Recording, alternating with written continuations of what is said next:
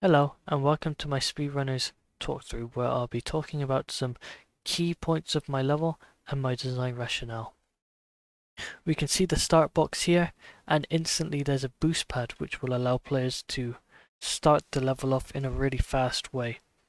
However, they can opt to save this boost and wait for other players to race ahead so they can take this secondary path that's activated by the switch here. This allows players to catch up, not just starting the map. If we go over here at the end of the lap, players can use their boost.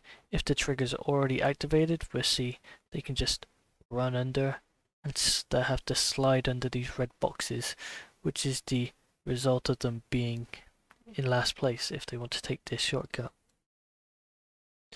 This speed boost also allows them to catch up if they're falling behind at the end of a lap, or alternatively if they're in first place, it allows them to create some knockout potential. This top path though here, it has a lot of grappling points which allows players to carry the momentum forward, and it also allows them to easily avoid these obstacles at the bottom here. Moving that forward into the aquarium section, we can see these items on the top two paths, which is something that will easily be collected by players swinging. These items can be used either now in the aquarium section to push players away from this big boost over there, or they can save it for the arc. When players are going through the arc, they can use the item to stun and just ruin the momentum of all the other racers. However, if we do go all the way down, if I spawn a bot in, they follow the rainbow, and if they slide, they get a massive speed boost, sometimes activating the super speed mode.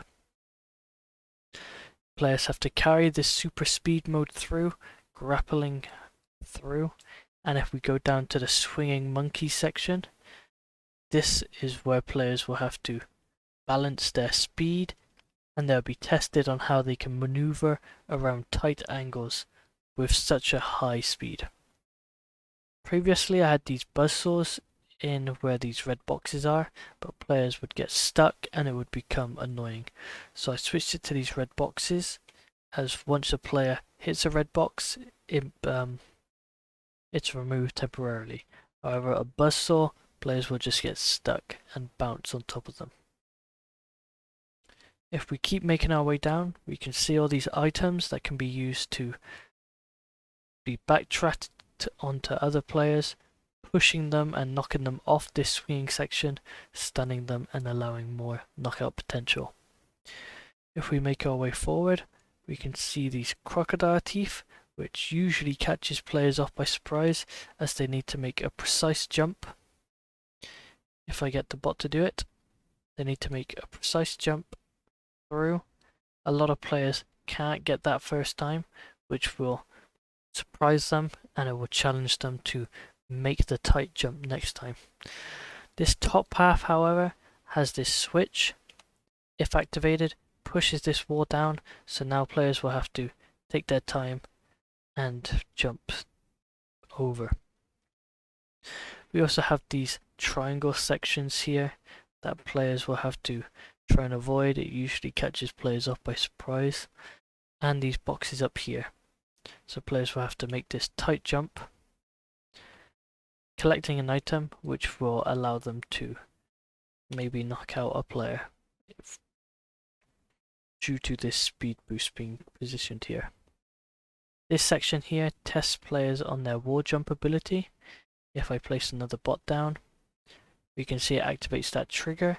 If a player goes in that trigger, it pushes them up, allowing them to get the highest advantage. Players can jump and swing on these higher paths, which gives them these speed boosts. This is benefiting the players that reach the higher spots, as the players on the bottom path have to do this wall jump, which takes a lot of time and these spikes can be tricky to avoid. All players can collect an item though as a way to yo-yo the game. Once that trigger is activated, we'll talk about that. This laser blocks this path off. Players who are in first position might want to take the shortcut, get stunned by the laser, and continue moving forward.